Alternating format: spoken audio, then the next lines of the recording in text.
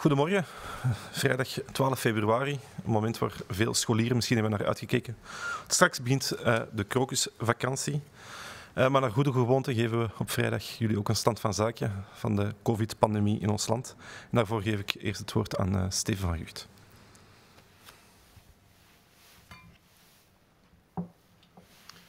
Goedemorgen iedereen, bonjour tout le monde.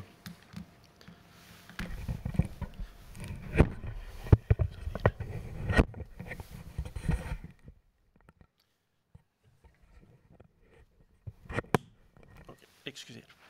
De plateaufase houdt verder aan. De besmettingscijfers en ziekenhuisopnames schommelen licht op en neer, week na week. Momenteel zien we een daling van 13% in de besmettingscijfers en sinds vandaag opnieuw een lichte daling in de ziekenhuisopnames, na 6 dagen van lichte stijging. Dat is gezien de moeilijke context met het koude winterweer, de opkomst van de Britse variant en onze open scholen een bemoedigend resultaat. Het plateau waar we nu op zitten blijft echter hoog, wat betekent dat de risico's op nieuwe opflakkeringen nog steeds hoog zijn. We bereiken nu stilaan een niveau van 2000 nieuwe besmettingen per dag, terwijl het aantal nieuwe ziekenhuisopnames blijft fluctueren rond de 125 per dag. En het aantal overlijdens rond de 40 per dag. De afgelopen week werden er gemiddeld 2054 nieuwe besmettingen per dag vastgesteld. Dat is een afname van 13% in vergelijking met de week ervoor. De daling doet zich bijna overal voor, behalve in de provincie Namen, waar er nog een toename is van 18%.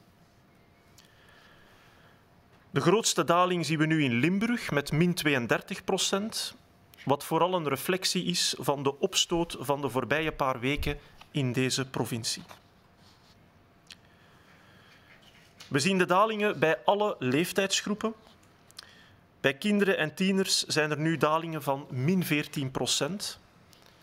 Maar de grootste daling zien we vooral bij de 80- en 90-plussers met respectievelijk min 25% en min 35%.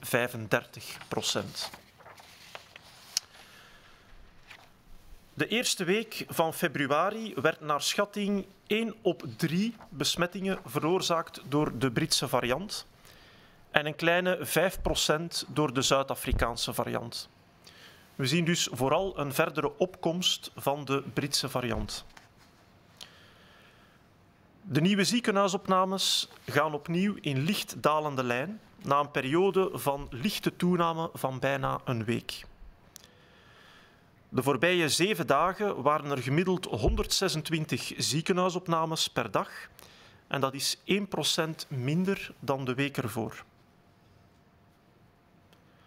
Er liggen vandaag in totaal 1642 COVID-patiënten in de Belgische ziekenhuizen, waarvan 294 op intensieve zorgen. En dat is respectievelijk 6 en 4% lager dan vorige week. De overlijdens blijven rond hetzelfde niveau schommelen. Gemiddeld vielen er de afgelopen week elke dag 43 overlijdens te betreuren. Dat is 3% meer dan de week ervoor.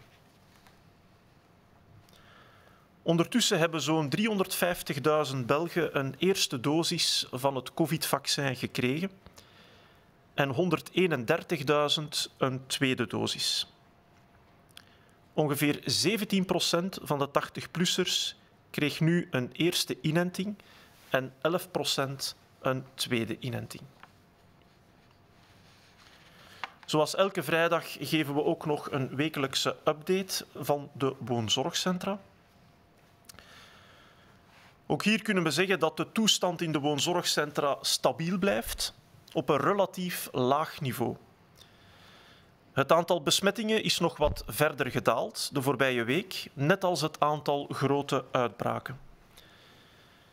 Het aantal overlijdens is de voorbije week wel lichtjes gestegen, met 158 overlijdens tegenover 137 in de week ervoor. De overlijdens bevinden zich weliswaar nog steeds, en dat reeds sinds enkele weken, op een relatief laag niveau. Voor een evaluatie van het effect van de vaccinatiecampagne moeten we nog enkele weken wachten, totdat meer woonzorgcentra een tweede dosis hebben ontvangen. Ook zijn er nog altijd een aantal woonzorgcentra waar de vaccinatie werd uitgesteld omwille van een actieve uitbraak. In Vlaamse woonzorgcentra werden 4,5 nieuwe besmettingen per 1000 bewoners vastgesteld in de voorbije week. De week ervoor waren dat er nog 8 op 1000. In Wallonië werden 3 besmettingen per 1000 bewoners vastgesteld, tegenover 3,3 in de week ervoor. En in Brussel 4,7 op 1000 bewoners, tegenover 6,2 in de week ervoor. 14% van de Vlaamse woonzorgcentra meldt minstens 1 COVID-geval. De week ervoor waren dat nog 16%. In Wallonië kampte 12% van de woonzorgcentra met minstens 1 geval, tegenover 13% in de week ervoor. En in Brussel betreft dat 13% van de woonzorgcentra, tegenover 9% in de week ervoor. Het aantal grote uitbraken daalt nog heel lichtjes verder in Vlaanderen en Wallonië. De voorbije week kampte 5% van de Vlaamse woonzorgcentra met een grote uitbraak en in Wallonië 2%. In Brussel is dat aantal lichtjes gestegen en betreft dat nu 3% van de woonzorgcentra in vergelijking met 2% in de week ervoor. Vanaf morgen gaan de kappers weer open en daarbij spelen maskers opnieuw een belangrijke rol om het voor iedereen veilig te houden. De klanten zullen hun eigen masker kunnen gebruiken en moeten dat tijdens het volledige kappersbezoek ophouden. Dat geldt ook voor de kappers, maar voor kappers is een chirurgisch masker verplicht. Chirurgische maskers hebben altijd een CE-markering. Deze CE-markering is een erkenning van de kwaliteit van het masker. Die maskers moeten ook minstens elke 8 uur en bij intens gebruik elke 4 uur vervangen worden. Het heropenen van de kappers betekent naar schatting meer dan 1 miljoen dichte contacten die er per week zullen bijkomen. We mogen daarbij niet vergeten dat het virus nog steeds intens circuleert, met meer dan 2000 vastgestelde nieuwe besmettingen per dag. Maskers zijn dus essentieel om te vermijden dat de epidemie opnieuw zou oplaaien. En ook ontsmetting tussen 2 klanten en niet te vergeten voldoende ventilatie, ondanks het koude weer, zijn noodzakelijk. Even belangrijk als het dragen van een masker is zorgen dat u dat masker ook correct draagt. Kies daarom steeds een masker dat goed aansluit op uw gezicht, zodanig dat er langs de kanten niet te veel druppels kunnen ontsnappen. Het masker moet daarvoor dus voldoende groot zijn, zodat het het gebied vanaf uw kin tot en met uw neus goed kan bedekken. Ter herinnering, half open spatmaskers, maskers met luchtventielen, sjaals, bandana's, nekwarmers zijn niet meer toegelaten. Ze laten te veel druppels door en geven dus onvoldoende bescherming. Als u een masker maakt of koopt, het maakt daarbij niet uit of het een herbruikbaar of een wegwerpmasker is, kies er dan een dat goed aansluit op uw gezicht. Zorg dat het masker uit meerdere lagen bestaat en voldoende dik is.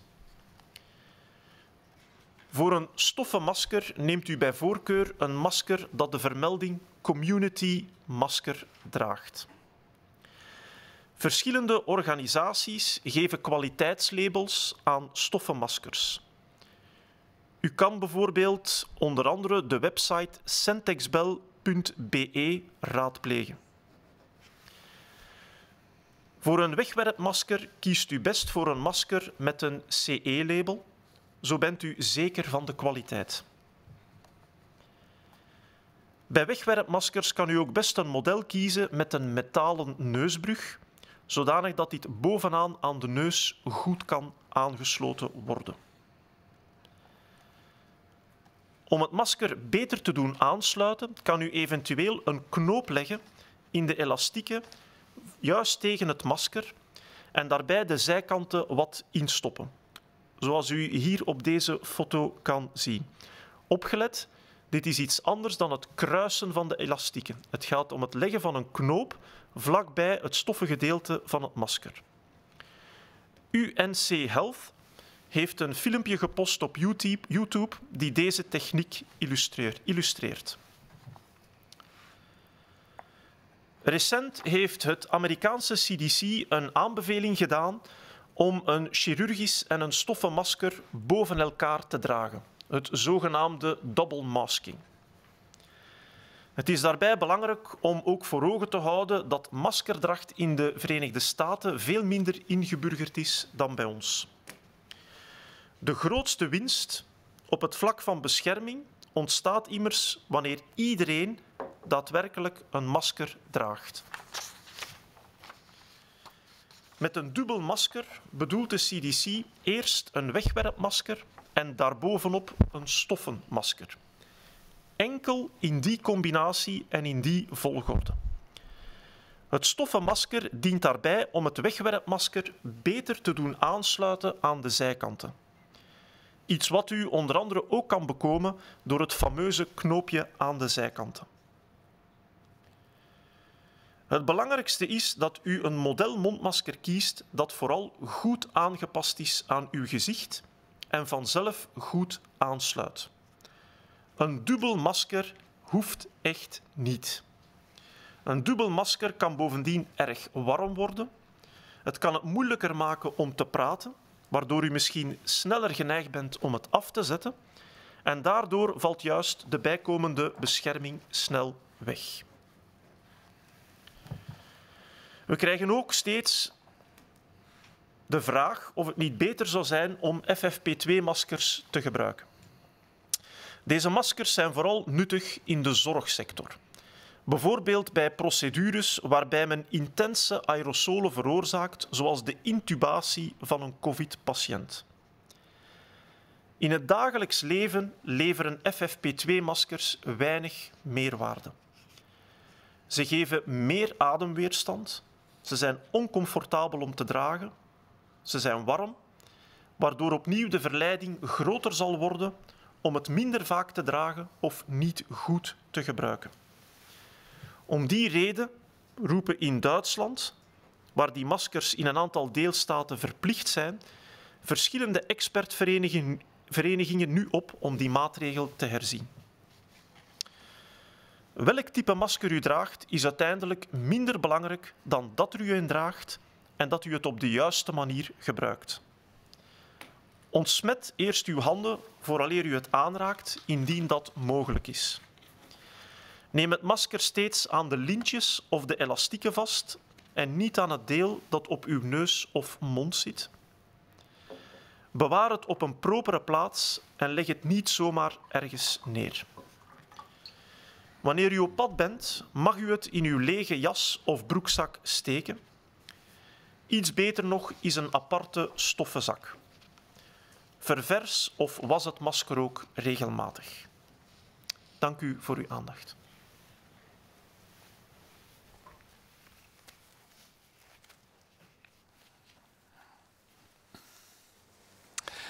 Goedendag iedereen, bonjour à toutes, bonjour à tous. Alors ce fameux plateau dont on vous parle, réunion après réunion, se poursuit.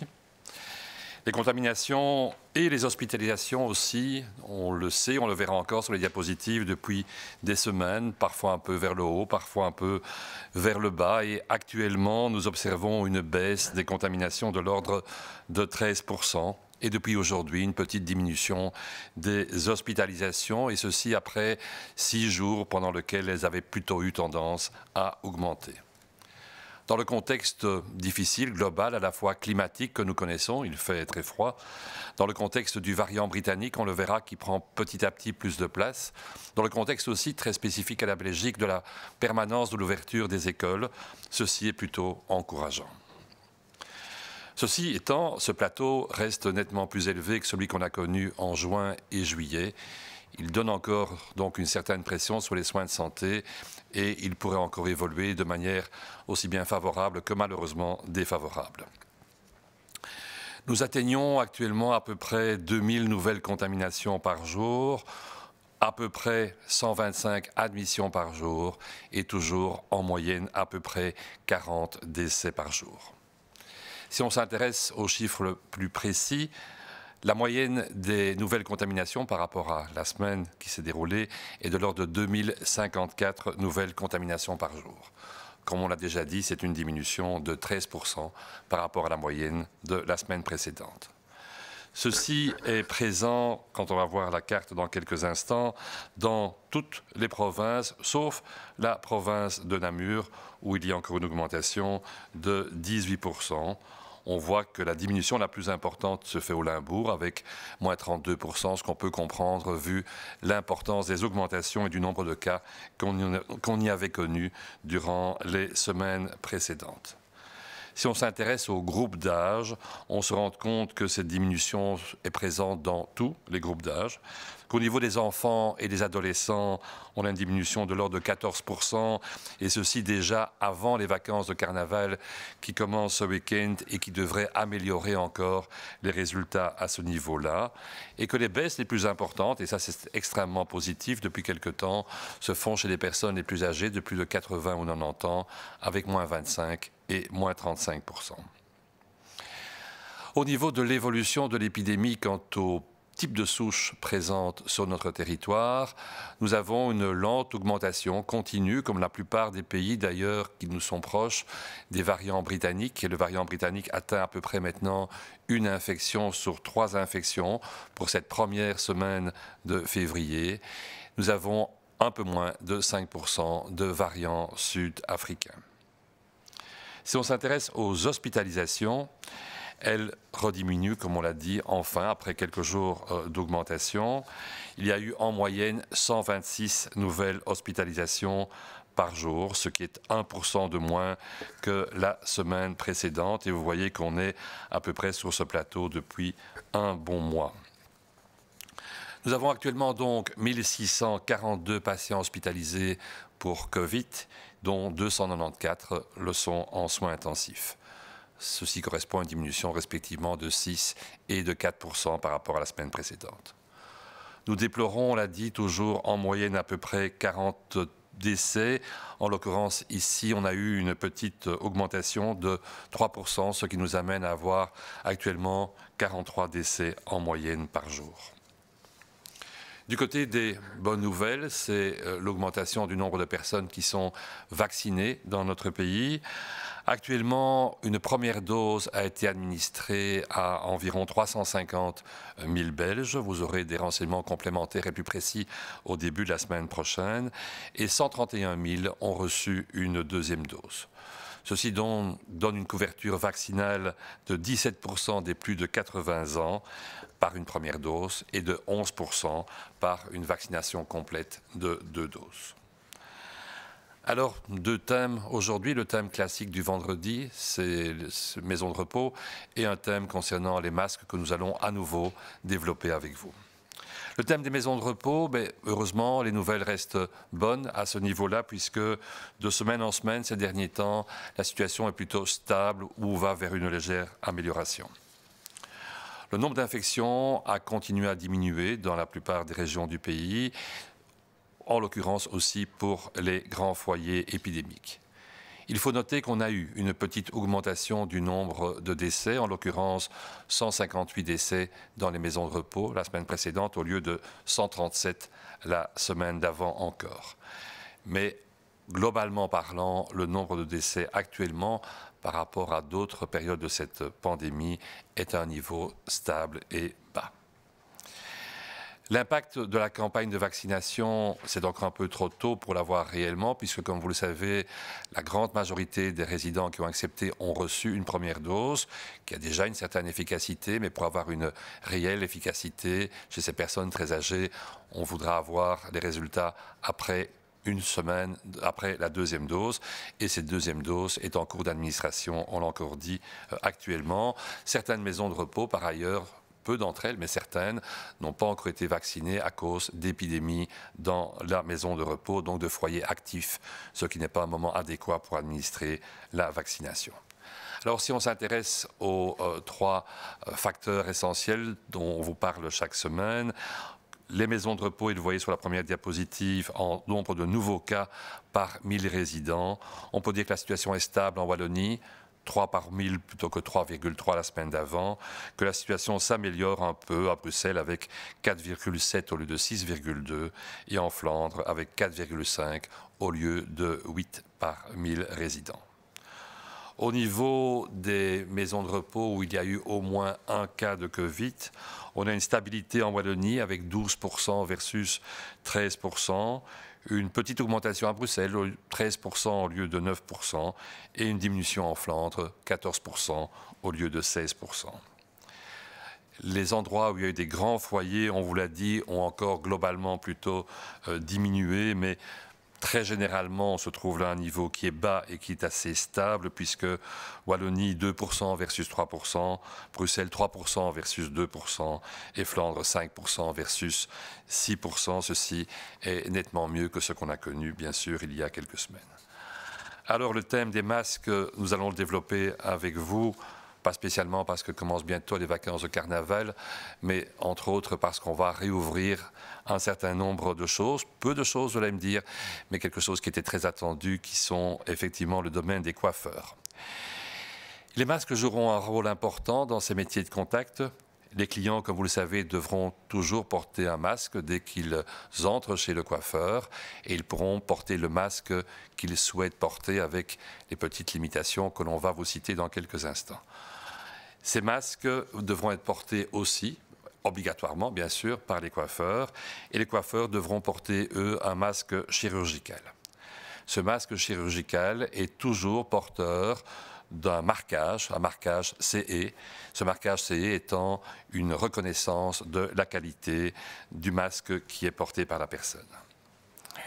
Il faut insister sur le fait qu'il est nécessaire de changer ce masque au minimum toutes les 8 heures. Et que si on a un usage intensif, ce qui sera le cas dans les salons de coiffure, où il y aura un contact verbal, je pense, intense, puisqu'il y a pas mal maintenant de temps que les coiffeurs n'ont plus rencontré leurs clients, il sera probablement utile de changer ce masque à peu près toutes les 4 heures, parce que ce masque chirurgical risque d'être mouillé, et un masque mouillé n'est pas un masque efficace. Le nombre de contacts qui va être ainsi généré est considérable, puisqu'on estime que la réouverture des salons de coiffure va donner plus d'1 million de contacts étroits supplémentaires par semaine. Et ceci, ne l'oublions pas, alors que le virus actuellement continue à circuler. Ce plateau dont on vous parle est un plateau aux environs de 2000 nouveaux cas par jour, et donc ce n'est pas un nombre insignifiant de transmissions potentielles. Le masque est donc essentiel dans le contexte en question pour éviter une reprise de l'épidémie et pour éviter aussi que ceci n'induise un retard dans la prise éventuelle de nouvelles décisions concernant le confinement. Le masque est important, mais il n'y a pas que le masque. On a déjà dit, il faut ventiler le mieux possible, d'une part, et d'autre part, il faut nettoyer, désinfecter après chaque client de manière à ce qu'il ne puisse pas y avoir sur le fauteuil, sur la table devant, des taches éventuellement liées à la présence d'expectoration qui ne devraient pas être liées si on porte bien son masque, mais de mains souillées par exemple. Ce qu'il faut savoir, c'est que s'il est important de porter un masque, il faut surtout le porter correctement. C'est la xème fois qu'on le dit, mais je pense qu'il faut taper sur le clou. Le masque, c'est bien, surtout si on le porte bien. Le porter mal, cela ne sert pas à grand-chose. Le masque est devenu pratiquement un nouveau vêtement pour nous. On s'en serait bien passé, mais c'est le cas. Et quand vous choisissez un vêtement, eh bien, vous essayez d'avoir un vêtement qui est à votre taille. Et donc, c'est important pour le masque, comme pour un t-shirt, comme pour une chemise. Choisissez un masque qui est adapté à la morphologie de votre visage. Il y en a tellement de différentes de morphologies que tous les masques ne vont pas à tous les visages. Le but étant, comme vous le savez, que vous fassiez une protection à ce masque à l'expectoration de gouttelettes devant vous ou sur le côté, et qu'en même temps, il vous offre subsidiairement une protection par rapport au monde extérieur. Le masque doit donc être à la fois suffisamment grand pour pouvoir couvrir depuis le menton jusqu'au nez, mais il ne doit pas être trop grand pour bâiller largement sur le côté. On voudrait vous rappeler que actuellement, ces espèces de couvre-bouche à moitié ouverts en plastique, comme les masques avec des valves, comme les foulards et comme les bandamas, ne sont plus autorisés. Ils n'offrent absolument pas actuellement, vu la large disponibilité de bons masques en tissu ou de masques chirurgicaux, une protection suffisante pour les gouttelettes. Il en est de même d'ailleurs tout spécialement pendant la semaine qui vient des masques de carnaval. Lorsque vous fabriquez ou achetez un masque, qu'il s'agisse d'un masque jetable ou d'un masque réutilisable, essayez vraiment d'avoir le masque qui convient à votre visage et d'avoir un masque, si c'est un masque en tissu, qui soit suffisamment épais. Et on l'a déjà dit, on recommande, ce n'est pas obligatoire, mais on recommande d'avoir des masques à plusieurs couches, idéalement 2 couches, et le Nec Plus Ultra 2 couches avec un intercalaire en papier par exemple. Au niveau des masques en tissu, il existe un étiquetage qui s'appelle Community Masker qui vous donne une certitude de filtration de plus de 70% et une respiration assez facile à travers du tissu en question. Diverses organisations attribuent un label de qualité aux masques et vous pouvez consulter un site utile à ce niveau-là qui est le site que vous voyez sur la diapositive syntexbel.be. On l'a déjà dit, par rapport aux masques jetables, il est utile et préférable de choisir un masque sur lequel un label CE se trouve pour avoir une garantie de sa qualité. On a intérêt à avoir, pour tous les masques d'ailleurs, en tissu comme les masques chirurgicaux, au niveau du nez, une petite barrette en plastique ou en métal qui permettra de mieux pincer le masque à ce niveau-là, de lui assurer une meilleure étanchéité et une meilleure stabilité. Vous aurez moins à repositionner votre masque qui aura moins tendance à glisser. Un des problèmes des masques, on l'a déjà dit, ce sont les bâillements sur le côté, contre lesquels certains d'entre vous essayent de lutter en faisant croiser les élastiques au niveau des joues. On l'a déjà signalé, ceci n'est pas une très bonne solution. Il en existe une autre que vous voyez sur l'image ici projetée. C'est le fait de faire un nœud, mais pas au milieu du visage, pas près des oreilles, mais très proche de la structure elle-même du masque. Et ceci vous permet effectivement d'avoir le masque beaucoup mieux appliqué au niveau de la joue. Il existe un site que vous voyez repris ici, dans lequel la manière de faire ce type de nœud de manière adéquate est reprise sur une vidéo, et ceci peut être effectivement utile. Récemment, le Centre de contrôle des maladies américain, le CDC, a recommandé d'employer 2 masques en même temps. Un masque chirurgical et un masque en tissu déposés l'un sur l'autre.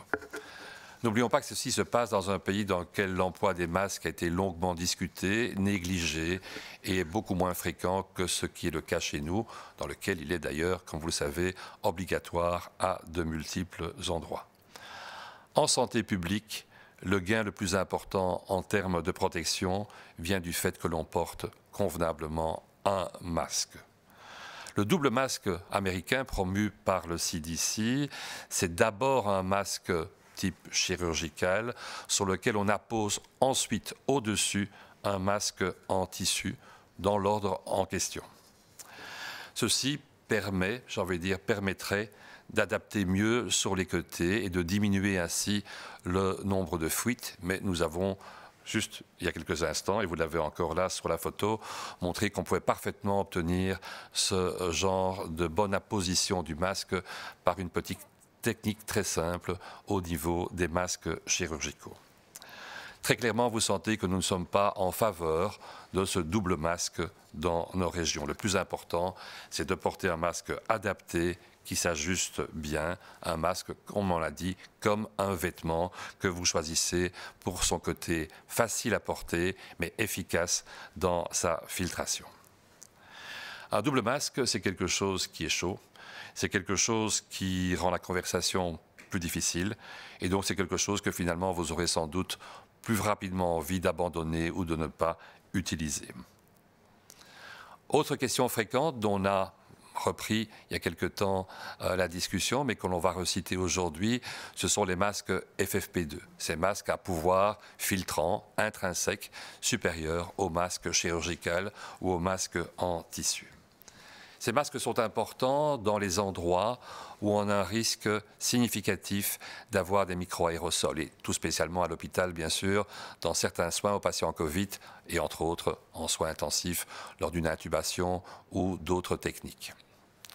Dans la vie quotidienne, leur valeur de protection n'est que peu importante en plus, en amélioration par rapport à un masque classique. Porter ce genre de masque au bout d'une heure ou deux, c'est plus complexe parce que ce masque est plus inconfortable qu'un masque classique, il est plus chaud qu'un masque classique, il offre une résistance plus importante à la respiration. Insistons sur le fait qu'il n'est pas question d'employer ce type de masque avec une valve qui va améliorer le confort de la personne qui le porte, mais qui ne va pas empêcher alors de faire passer à travers le masque des virus potentiels que vous auriez au niveau de vos voies respiratoires. Et insistons que le port du masque est essentiellement dans ce stade-là, dans ce sens-là, c'est de protéger les autres par rapport à un portage que vous pourriez avoir du virus. Un masque avec une valve ne remplit absolument pas ce type de fonction et c'est pour ça qu'il ne peut pas être utilisé dans ce contexte. On l'a déjà dit, c'est en Allemagne, en Autriche, qu'en Europe est né ce mouvement d'emploi de masques FFP2. Et c'est en Allemagne aussi que maintenant la résistance, si on peut dire, s'élabore dans différents Länder pour des bases scientifiques, pour des bases d'emploi réelles sur le terrain, pour revenir en arrière par rapport à cette recommandation dans les magasins et dans les transports publics. Insistons à nouveau, le fait de porter un masque bien est la chose qui est la plus importante. Si possible, on l'a dit aussi, désinfectez-vous les mains, soit en les lavant ou avec un petit peu de gel hydroalcoolique avant de manipuler votre masque, avant de mettre le masque, après avoir mis votre masque, et prenez-le toujours latéralement par les élastiques et pas à pleine main au niveau du tissu. Gardez-le si vous l'enlevez dans un endroit propre, ne le laissez pas traîner sur n'importe quoi. En déplacement éventuellement, eh bien, mettez-le effectivement dans une poche vide de votre veste ou de votre pantalon, même si idéalement un petit sac en tissu dédié à ce masque est préférable. Et rappelons-le à nouveau, un masque n'est pas destiné à être porté de manière perpétuelle. Il doit être lavé s'il est en tissu, il doit être changé suffisamment régulièrement s'il s'agit d'un masque chirurgical. Merci pour votre attention.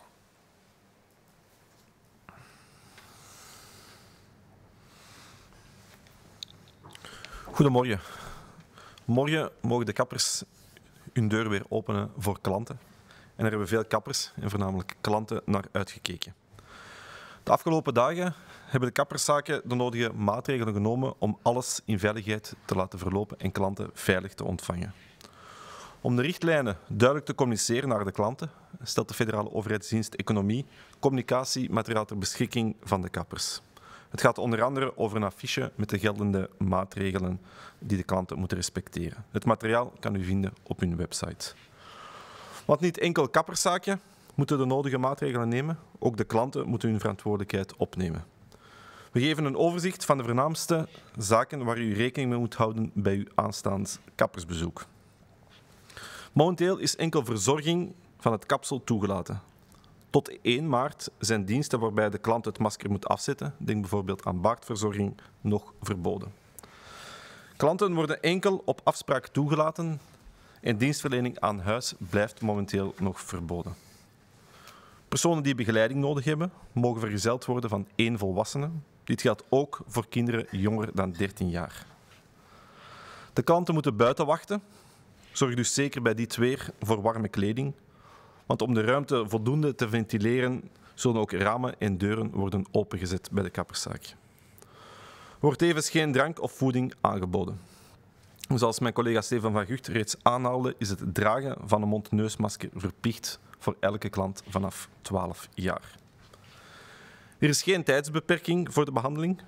Wel moet er tussen elke klant een periode van 10 minuten ingelast worden voor de ontsmetting van instrumenten en de werkpost. Een verplaatsing maken vanuit een buurland, bijvoorbeeld Nederland, voor een activiteit die in het land van de hoofdverblijfplaats, in dit geval Nederland, niet is toegestaan, is verboden.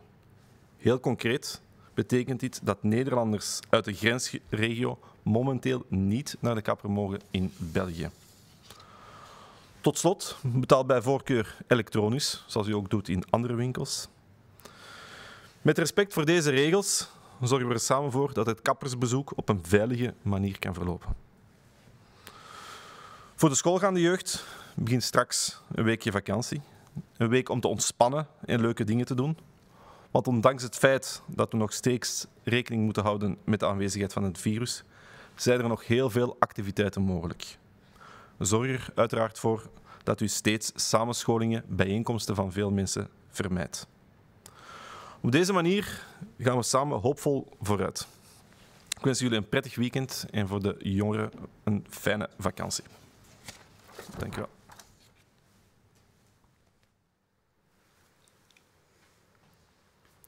Bonjour à toutes et tous.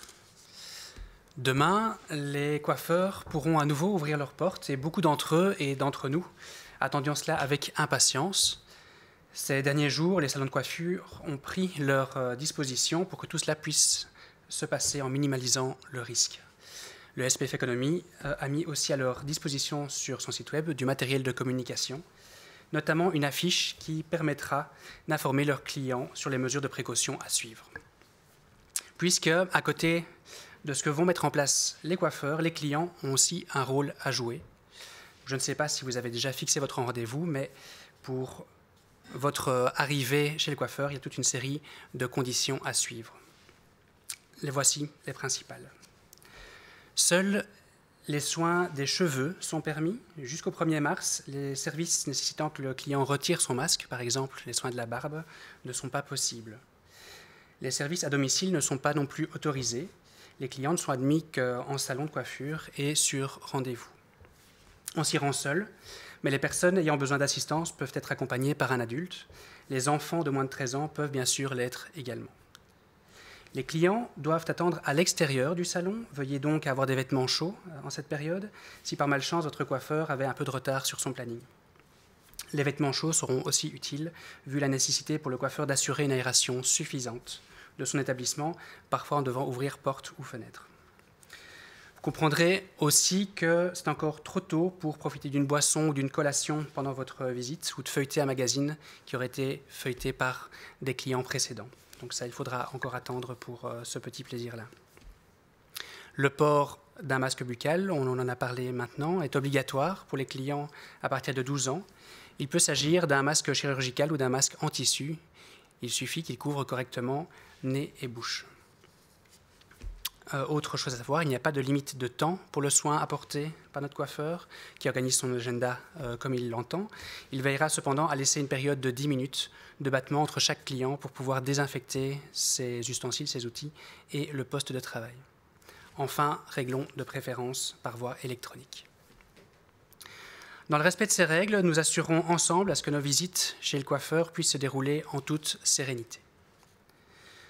Aujourd'hui, nous sommes aussi à la veille des vacances de carnaval. Enfin, je crois qu'on dit congé de détente maintenant. Plus d'un enfant et quelques adultes attendent cela avec impatience. Une semaine sans présence à l'école ou sans présence devant son ordinateur pour les cours en ligne. Une semaine pour souffler, se détendre, s'amuser.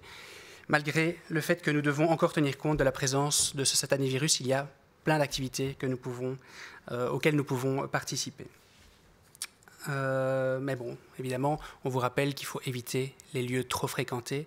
Et d'ailleurs, certaines autorités locales ont pris les devants. On pense à la côte où le port du masque est demandé, ou au niveau des fagnes où une partie du domaine est fermée. Donc prenez vos renseignements avant de prendre la route. Merci beaucoup pour votre attention. Et nous allons passer maintenant aux questions que nous avons reçues de la part des journalistes. Que dois-je faire si mon masque est mouillé, par exemple à cause de l'évaporation due aux conditions hivernales? Ce masque offre-t-il encore une bonne protection? Alors, si votre masque que vous portez d'habitude est mouillé, ce masque n'offre plus de bonne protection. Effectivement, non seulement il peut éventuellement se fissurer, mais ce masque mouillé n'a plus les mêmes capacités de filtration des particules qu'il avait au départ. C'est la raison pour laquelle nous recommandons depuis toujours de changer ce masque, qu'il soit mouillé, soit parce qu'il a un usage intensif et qu'inévitablement, par la salive et les postillons, il va se mouiller au niveau de la bouche, soit parce qu'il a été mouillé, parce que les circonstances hivernales, par exemple, se promenant dans une rue commerçante à l'extérieur, font que ce masque est mouillé et qu'il faudra donc le remplacer lorsque vous allez entrer dans un magasin. Il est donc toujours utile, comme je vous le montre ici, d'avoir sur soi au moins un deuxième masque s'il s'agit d'un masque de type chirurgical et si possible éventuellement un autre masque en tissu dans sa poche en cas de problème.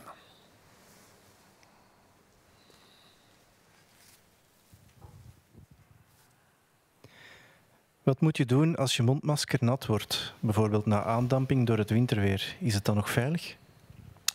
Wel, het is een belangrijke regel dat een masker dat nat is, moet vervangen worden. Dat kan door de regen zijn of inderdaad door onze adem, door verzadiging met vocht. En dan moet u dat vervangen. Dus het is dus steeds een goed idee als u op pad gaat om een reservemasker bij te hebben in uw zak, zodanig dat u het kan vervangen. Eenmaal dat het masker verzadigd is met vocht, gaat het minder goed onze druppels absorberen en filteren en is het eigenlijk minder beschermend. Is het al duidelijk of gevaccineerde personen het virus nog kunnen doorgeven? Is er een verschil tussen de vaccins? En wat vindt u van de Israëlische studie naar het Pfizer-vaccin? Wel, op dit moment is er nog veel onduidelijkheid over het effect van vaccins in het algemeen op de mogelijke besmettelijkheid van mensen. Vaccins zijn ontwikkeld en zijn ook getest op het feit of ze al dan niet beschermen tegen ziekte. En we weten dat de vaccins die momenteel op de markt toegelaten zijn, significant beschermen tegen ziekte, in het bijzonder tegen ernstige ziekten. Er is relatief weinig onderzoek gebeurd naar het effect op de besmetting zelf en op de mogelijke besmettelijkheid die gevaccineerde mensen nog steeds kunnen vertonen. We moeten ervan uitgaan dat mensen die gevaccineerd zijn nog steeds een drager kunnen zijn van het virus.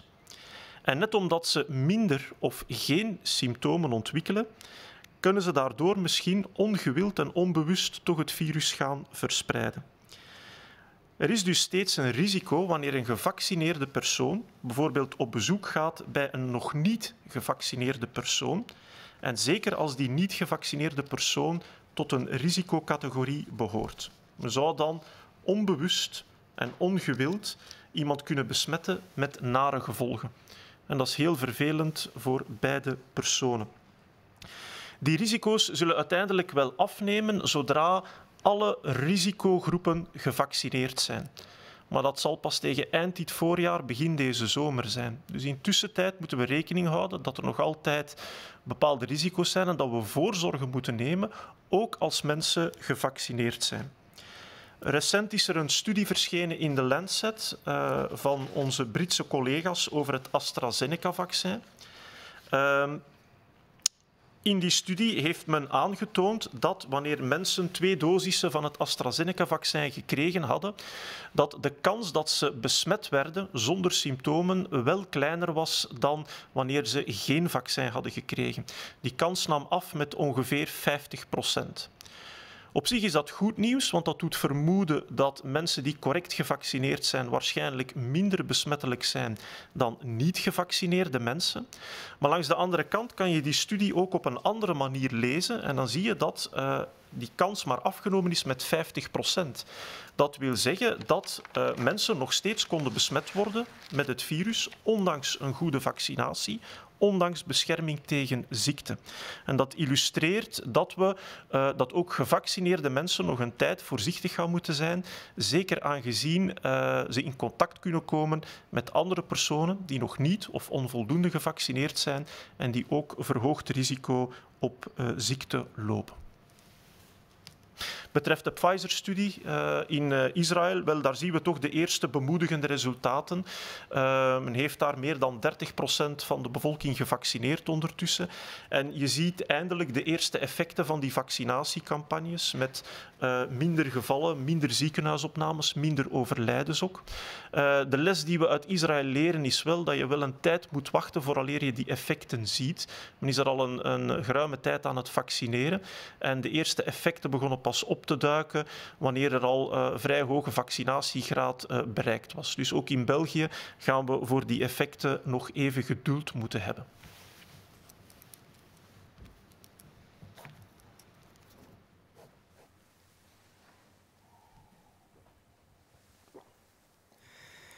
Est-il déjà établi si les personnes vaccinées peuvent toujours transmettre le virus? Y a-t-il une différence sur ce plan entre les vaccins? Et que pensez-vous de l'étude israélienne sur le vaccin Pfizer?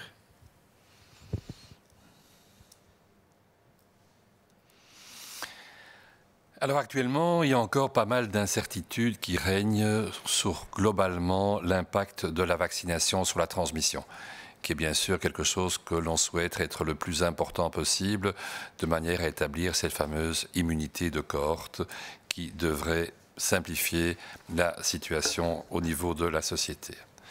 Il faut quand même rappeler que les vaccins au départ sont élaborés de manière à diminuer les infections, le développement de la pathologie, que ceci d'ailleurs a assez bien fonctionné puisqu'on a vu les taux de protection dans les études, en tout cas conférés par les vaccins qui sont actuellement employés. Il y a eu peu de données lors des études cliniques concernant la diminution de la transmission, le fait de pouvoir être porteur de manière asymptomatique, de ne pas faire la maladie soi-même, mais d'être capable éventuellement de transmettre le Covid à d'autres personnes. Actuellement, on considère donc qu'il existe toujours un certain risque dont le pourcentage est difficile à définir, on va en parler dans quelques instants, que l'on puisse, en tant que vacciné, être porteur asymptomatique et le transmettre à d'autres personnes. Et tout spécialement, on songe à des visites que l'on ferait en tant que personne vaccinée vers des gens à haut risque de développer la pathologie de manière grave, des personnes âgées par exemple, des personnes immunodéficientes. Ce risque va significativement diminuer dès qu'une majorité des gens à haut risque de pathologies graves seront vaccinés. Ceci ne sera pas atteint avant l'été, on le sait, lorsque les plus de 65 ans et les personnes avec des pathologies sous-jacentes auront eu l'occasion de recevoir le vaccin. Concernant les protections assurées par le vaccin d'AstraZeneca, il vient de paraître une étude dans le Lancet où on se rend compte qu'après l'administration de 2 doses du vaccin AstraZeneca, on a une diminution de 50% des vaccinés porteurs du virus par rapport aux gens qui reçoivent un placebo. Alors à nouveau, on peut voir ceci comme un verre à demi plein ou à demi vide. On peut se dire, c'est bien, 50%. Et d'autres vont vous dire qu'effectivement, ça veut dire que 50% peuvent encore, éventuellement, en étant vaccinés, être porteurs et donc transmettre le virus en question. Au niveau des études faites avec le vaccin Pfizer en Israël, on se rend compte actuellement que dans un pays qui a vacciné beaucoup de personnes rapidement, de l'ordre de 30% de la population, on a une diminution du nombre de nouveaux cas, on a une diminution du nombre des hospitalisations et des décès, tout spécialement dans les premières villes qui ont été vaccinées largement. Mais ceci a mis du temps, ceci a mis de nombreuses semaines avant d'être significatif et donc ceci signifie à nouveau que pour avoir ce type de résultat en Belgique, il nous faudra encore un certain temps. Actuellement donc, nous considérons que les personnes qui sont vaccinées peuvent encore être porteuses de virus et nous avons encore besoin de données complémentaires avant de pouvoir complètement libérer ce point, si on peut dire, de la transmission par un vacciné.